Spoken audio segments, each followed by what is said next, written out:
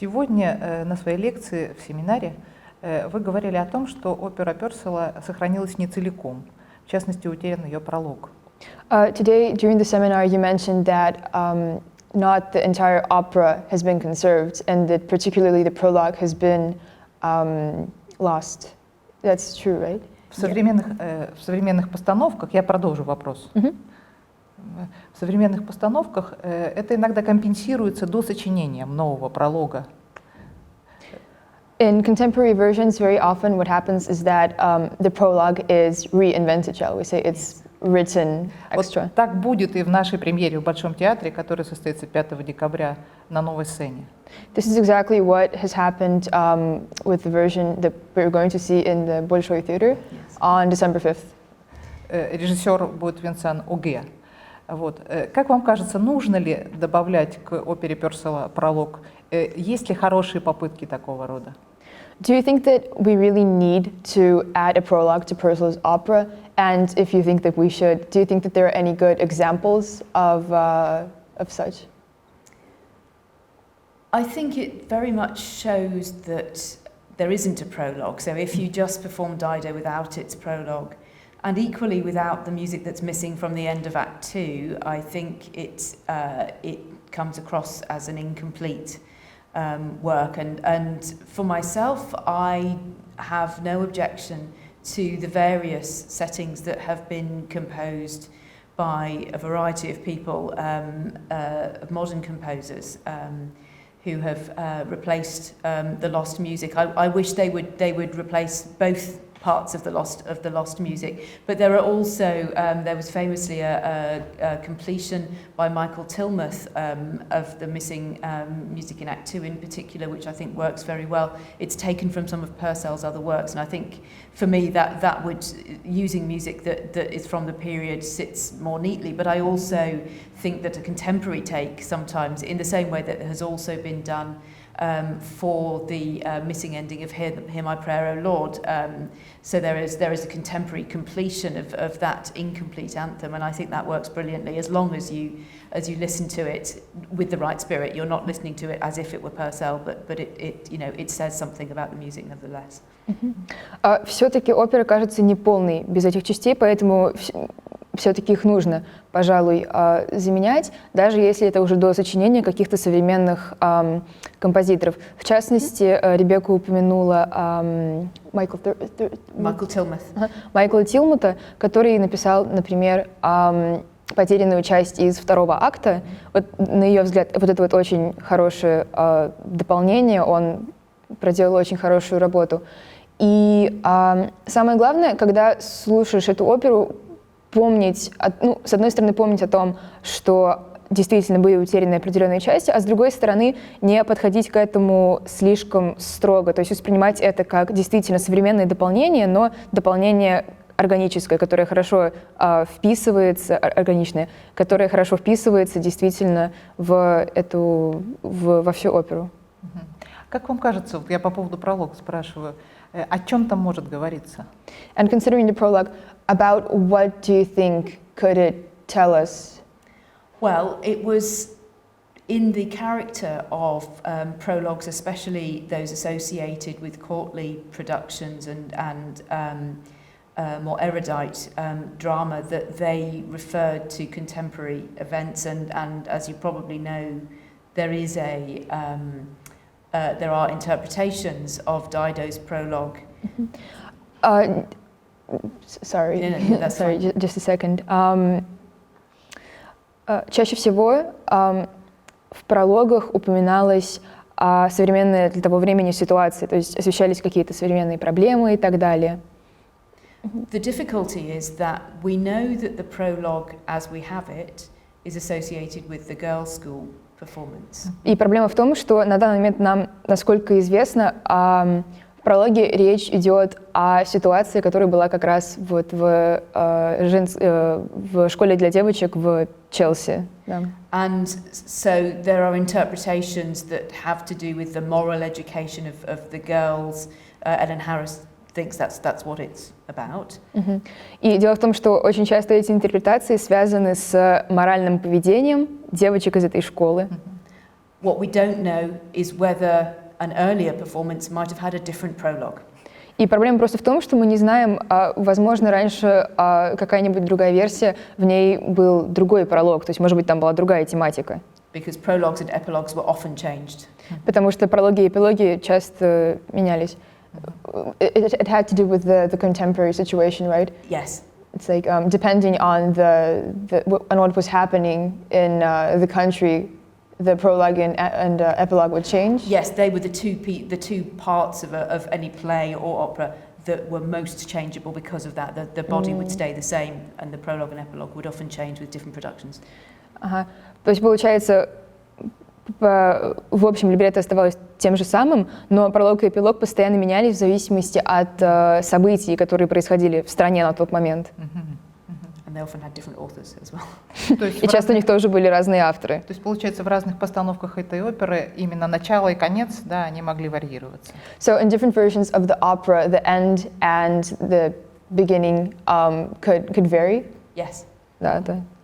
Да, интересно, да. То есть это, возможно, такая практика подвижного, так сказать, произведения, в котором есть части, которые могут меняться.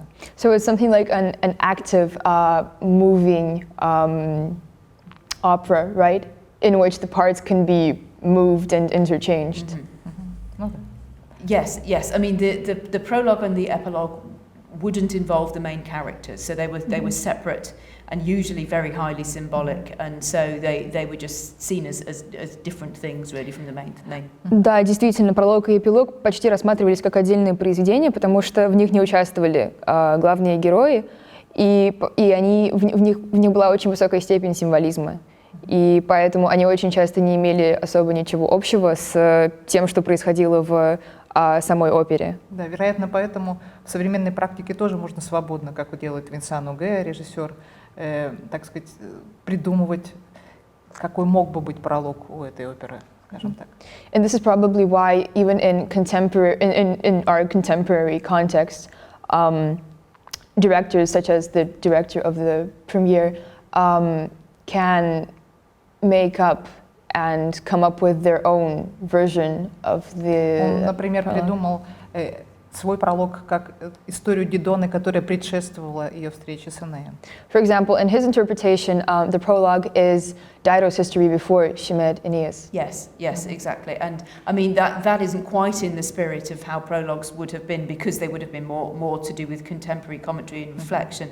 But it's certainly entirely stylistic to change the prologue and to take a different angle. Yes. Да, это действительно так.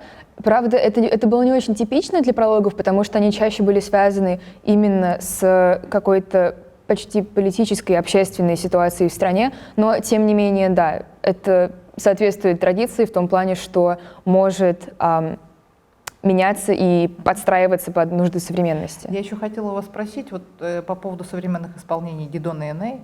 Какие интерпретации или записи кажутся вам эталонными, наиболее качественными, хорошими?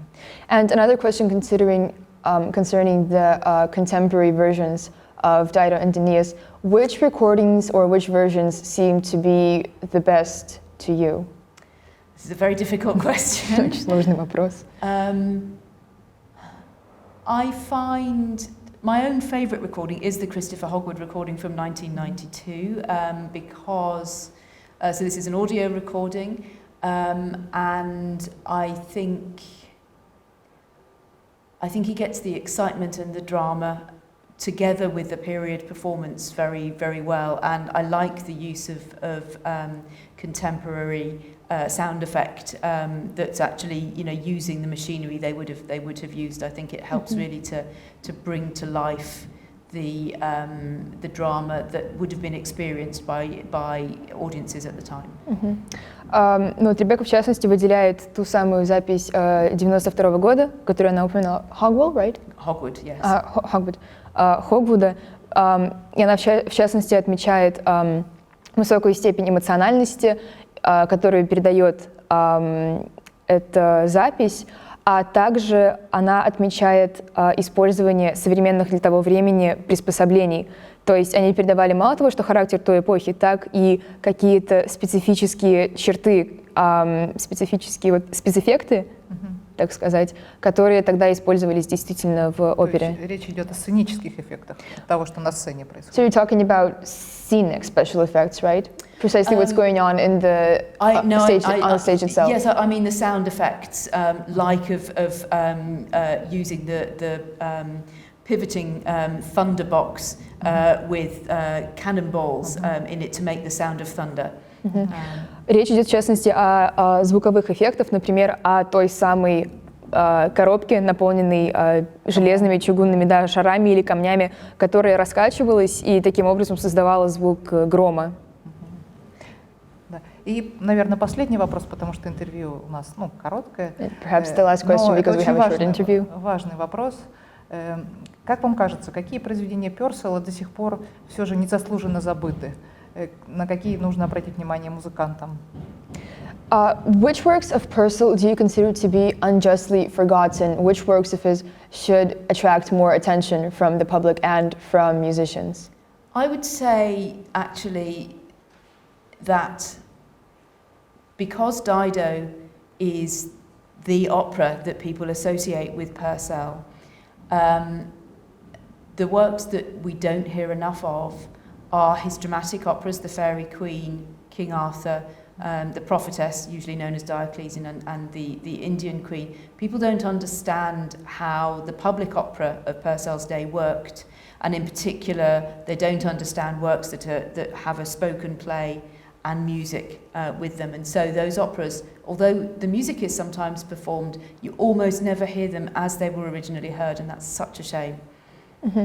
В связи с тем, что все обращают внимание на Дидону и Энея как на ту самую главную оперу, Ребекка говорит, что в частности было бы замечательно, если бы больше внимания обращали на его драматические произведения, в частности, «Индийскую королеву», «Короля Артура» и прочее. Но самое обидное — это то, что очень часто фокус смещается, и мы слышим эти произведения не так, как они звучали раньше, потому что очень сильно у нас смешиваются понятие оперы современной и понятие оперы того времени. То есть тогда they were more spoken word, right? They weren't precisely opera. Yes, well, they were called opera at the time. They were considered opera at the time. But what tends to happen when they're performed today is that people take the spoken text away, so the way in which the music and the text were intimately linked is lost.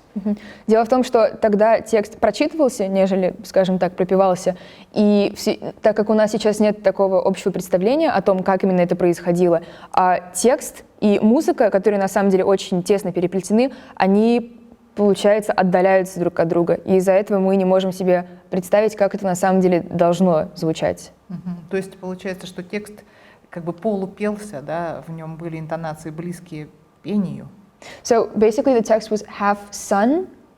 No, it was often actually a pre-existing play, a complete play to which music was added, but the music isn't just inserted, it has close links. Sometimes the part of the play is sung, but the other added music has close links symbolically, and so in The Fairy Queen, it has to do with symbolism of night and day and marriage and themes that are very key to the thing, and so losing that interaction diminishes both the music and the text.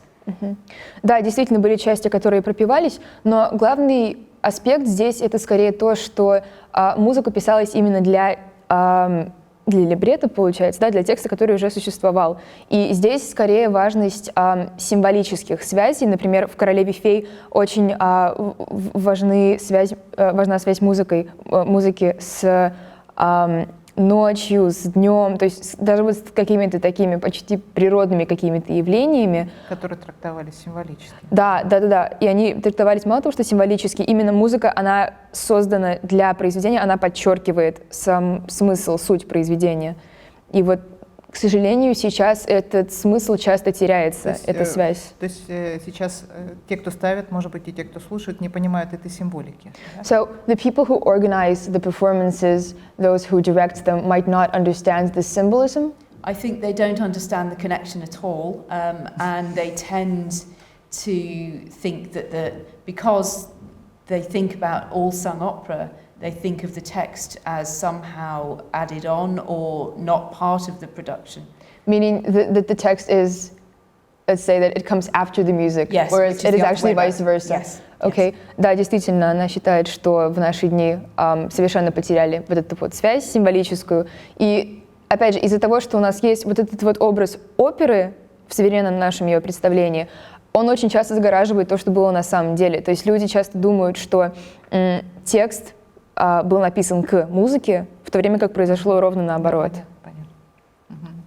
Ну, я думаю, то, что мы сегодня встретились, может быть, это немножко поспособствует тому, что люди хотя бы задумаются или прочтут что-то. Well, let's hope that our meeting today will somehow encourage other people to find out more about Persil in general and precisely this symbolism and the things that are often lost. Thank you. Большое спасибо. Thank you. Спасибо. Thank you. Спасибо вам.